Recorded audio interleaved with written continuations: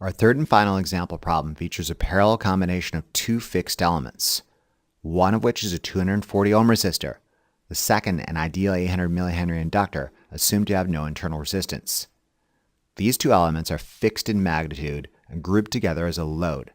This load will remain constant throughout this exercise. In contrast, the third parallel element is a variable capacitor that can be adjusted up to 25 microfarads. Let's say the variable capacitor is currently not connected to this circuit, meaning at the time being, this parallel current path essentially doesn't exist. Our source has a magnitude of 208 volts and an excitation frequency of 60 Hz. For part 1 of this problem, I'm asking you to solve for the phasor equivalent voltage drop across each element in the fixed load, the current through each element in the fixed load, the apparent, real, and reactive power delivered to each element in the fixed load. Additionally, I'm asking you to solve for these same properties for the entire load, notably the phasor equivalent of voltage across the load, the current drawn by the load, and the apparent, real, and reactive power to the load. Finally, I'm asking you to solve for source current and the power factor of this larger circuit. By all means, pause the lecture and try this on your own. If you're tracking, you should have obtained the following results. The complex impedance of the 240 ohm resistor internal to the load is 240 ohms at an angle of 0 degrees. Let's call this impedance Z1. The complex impedance of the 800 millihenry inductor internal to the load at an excitation frequency of 60 Hz is approximately 301.6 ohms at an angle of 90 degrees. Let's call this impedance Z2. Voltage across elements in parallel is the same. This is the most fundamental property of parallel circuits. It can be said that supply voltage E equals V1 equals V2, which, by the way, equals the voltage across the load. A Kirchhoff's current law analysis of this parallel circuit in the current configuration suggests that source current equals load current equals I1 plus I2. With these important properties established, we are now free to continue our analysis of this larger parallel circuit. There are several ways to obtain the desired results.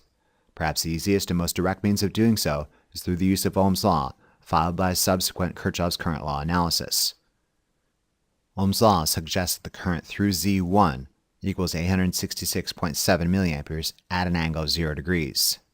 The phasor diagram illustrates voltage and current are perfectly in phase with another for this purely resistive element. A second iteration of Ohm's law suggests that the current through impedance Z2 equals 689.6 milliamperes at an angle of negative 90 degrees. The phasor diagram illustrates current lags voltage by a full 90 degrees for this purely inductive element. While we're here, let's solve for the apparent, real, and reactive power for the individual elements within the load. Apparent power is the complex conjugate of voltage times current. Substituting in our given values for the first impedance, we arrive at an apparent power figure of 180.3 volt amperes at an angle of 0 degrees.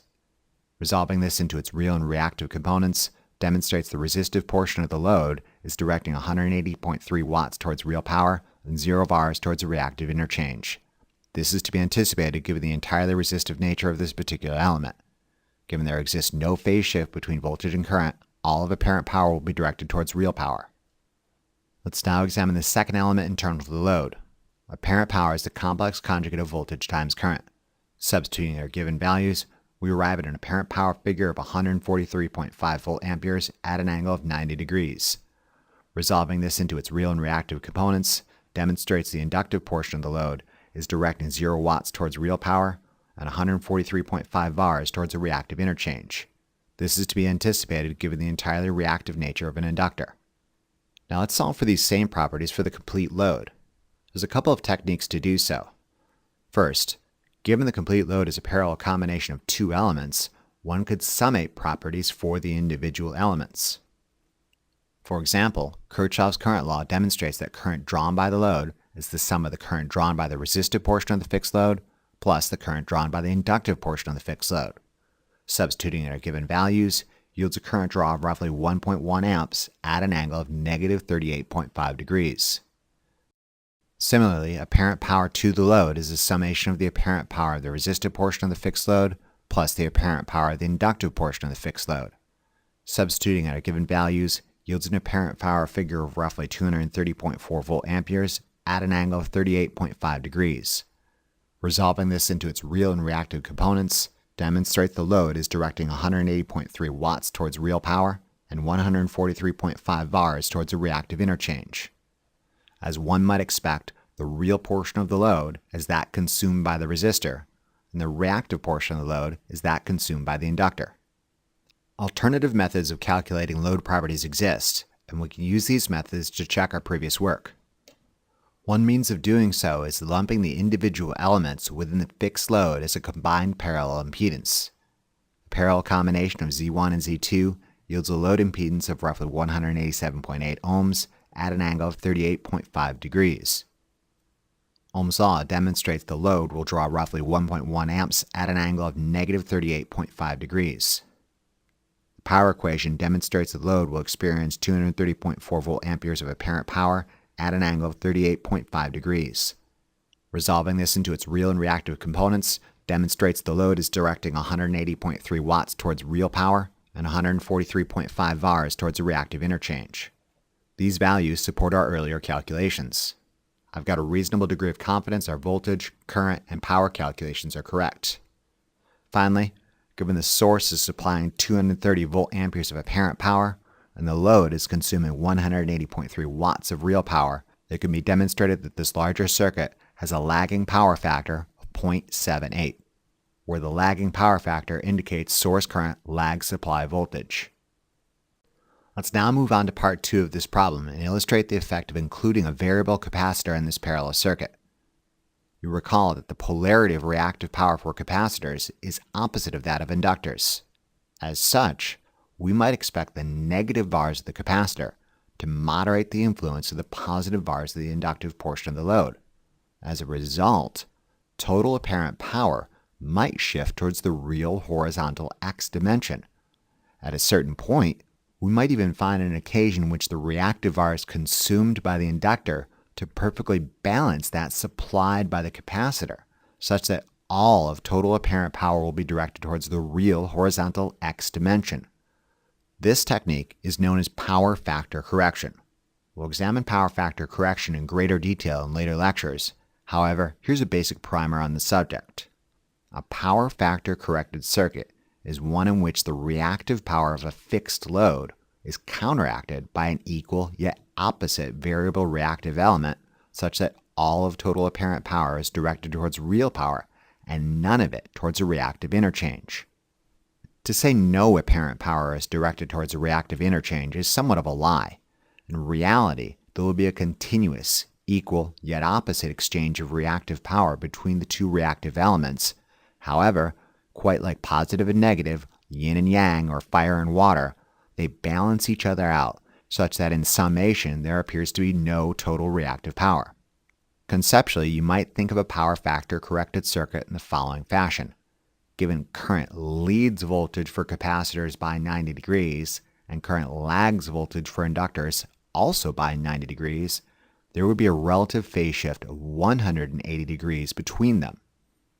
This means for a perfectly power factor corrected circuit, the moment the inductor magnetic field is building and sucking in current of a given magnitude, the capacitor is discharging that exact same amount of current. In this sense, the capacitor is dumping all its previously stored power down the inductor's throat just when the inductor bursts into the room screaming, "I'm thirsty." At the opposite end of the cycle, the moment when the inductor magnetic field is collapsing and squeezing out current of a given magnitude, the capacitor is charging and sucking in this exact same amount of current. In this sense, the inductor is puking all of its stored power into the capacitor's conveniently handy bucket just when the inductor needs to get rid of it. This is perhaps the origin of the regrettable terminology, absorb and supply, with respect to reactive power. Inductors are known to absorb or consume reactive power and are so indicated with a positive sign. Capacitors, in contrast, are known to supply reactive power and are so indicated with a negative sign. Again, I find these terms somewhat regrettable since reactive power is not truly consumed nor supplied, but rather continuously exchanged. However, in this application, I do find they're somewhat fitting. Doesn't mean I like it, but I can understand it. In a perfectly power factor corrected circuit, an equal and opposite amount of reactive power bounces back and forth solely between the two reactive elements. Importantly, Given the cyclical exchange of power occurs within the circuit itself, the source does not need to provide reactive power. As such, we might expect source current to be smaller in magnitude and perfectly in phase with supply voltage for a power factor corrected circuit. Let's see if this is the case. Let's establish some conditions for this slightly modified circuit. Again, voltage across elements in parallel is the same. This is the most fundamental property of parallel circuits. It can be said that supply voltage equals V1, which equals V2, which equals the voltage across the load, which equals the voltage across our power factor correcting capacitor. A Kirchhoff's current law analysis of this newly configured parallel circuit suggests that load current is still equal to I1 plus I2. However, source current now includes another path, where source current is equal to our load current plus current delivered to the power factor correcting capacitor. IS equals I1 plus I2 plus IC. Given these conditions, in this perfectly parallel circuit, our electrical load, modeled as the parallel combination of the 240 ohm resistor and the 800 millihenry inductor, remain fixed. As such, the resistive portion of the fixed load will continue to draw 866.7 milliamperes at an angle of 0 degrees, and the inductive portion of the fixed load will continue to draw 689.7 milliamperes at an angle of negative 90 degrees. The resistive portion of the fixed load will continue to consume 180.3 volt amperes of apparent power at an angle of 0 degrees, 180.3 watts of which is directed towards real power, and 0 VARs of which is directed towards a reactive interchange.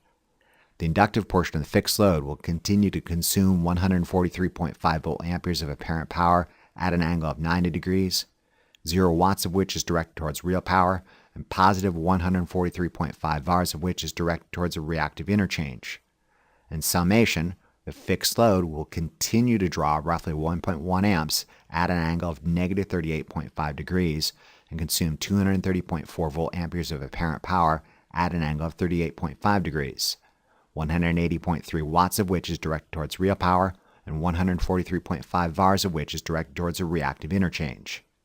Given this is a perfectly parallel circuit, absolutely nothing is changed about the load. However, with the incorporation of the variable capacitor, there's another path for source current. When the variable capacitor is placed in parallel with fixed load, it too will draw current from the source. However, the capacitor will draw current leading supply voltage by 90 degrees, effectively the opposite of that drawn by the inductor. My question to you is this: how much current does the variable capacitor need to draw, and how much reactive power does the variable capacitor need to supply to power factor correct this larger circuit? By all means, pause the lecture and think about this. If you're tracking, you should have come up with the following conclusion. Don't make power factor correction hard. Capacitors and inductors are essentially mirror images of one another. Given the fixed inductive portion of the load is drawing 689.7 milliamperes at an angle of negative 90 degrees and consuming positive 143.5 VARs of reactive power, the power factor correcting capacitor needs to be adjusted such that it will draw 689.7 milliamperes at an angle of positive 90 degrees and supply negative 143.5 VARs of reactive power. Can you dig it? Capacitors and inductors have equal and opposite natures. The somewhat more difficult portion of power factor correction deals with determining the actual capacitance value that will achieve this ideal scenario. This being said, it's not that hard if you're skilled at manipulating Ohm's law and/or the AC power equation. There's a couple means of arriving at this figure. However, I find the easiest and most direct means of doing so is to use this formula. Apparent power equals the complex conjugate of voltage squared divided by impedance. In this case, we know our variable capacitor needs to have an apparent power figure of 143.5 volt amperes at an angle of negative 90 degrees. Given we know this desired apparent power figure, and we know the voltage in this perfectly parallel circuit, we can rearrange this equation to solve for the impedance of the power factor correcting capacitor, where the impedance of the power factor correcting capacitor equals the voltage squared divided by the complex conjugate of apparent power. Substituting in our given values, we arrive at an impedance figure of roughly 301.6 ohms at an angle of negative 90 degrees. OMG. It's equal in magnitude, yet of opposite polarity as the inductive portion of this fixed load. It makes sense. Now keep in mind we're dealing with a perfectly parallel fixed load, and it doesn't always work out this neat. However, for this perfectly parallel circuit, you are walking down Easy Street and it's raining $100 bills. All you've got to do is bend down and pick them up. Speaking of easy results well within your grasp, see if you can calculate the capacitance value necessary to achieve this desired impedance. By all means, pause the lecture and try this on your own. If you're tracking, you should have obtained the following results. Given we know our desired impedance magnitude and the excitation of frequency, we can rearrange the capacitive complex impedance formula to solve for capacitance, where capacitance equals 1 over 2 pi f Z sub c. Substituting in our given values, we arrive at a capacitance figure of roughly 8.8 microfarads, well inside the range of this variable capacitor. Let's now inspect how this power factor corrected parallel circuit operates. Including the power factor correcting in this parallel circuit does not in any way affect the performance of the fixed load. This being said, the source sees another path for current, a path that is essentially the mirror image of the inductive portion of the fixed load. When current in the capacitor peaks, current in the inductor valleys, and vice versa. As Kirchhoff's current law previously demonstrated, source current is the sum of the current through the power factor correcting capacitor plus current through the load, where the current through the load is I1 plus I2. Substituting in our given values, we find the equal and opposite currents cancel each other out, and source current drops to an amount equal to that drawn by only the resistive portion of the fixed load. Source current for the power factor corrected circuit is 866.7 milliamperes at an angle of 0 degrees. Recall, source current in the non-power factor corrected circuit, not incorporating the capacitor, was 1.1 amps and lagged supply voltage by 38.5 degrees. In contrast, source current for the power factor corrected circuit dropped to 866.7 milliamperes and is perfectly in phase with supply voltage. There's several ways to calculate total apparent power for this larger parallel circuit. Total apparent power is equal to the apparent power delivered to the load plus the apparent power delivered to the power factor correcting capacitor. Given the load is modeled as two elements in parallel, it can be said total apparent power is equal to S1 plus S2 plus apparent power to the power factor correcting capacitor. Substituting in our given values, we arrive at a total apparent power figure of 180.3 volt amperes at an angle of 0 degrees. Again, note the equal and opposite polarities cancel each other out, such that solely real power remains. Additionally, total apparent power is the complex conjugate of supply voltage times source current.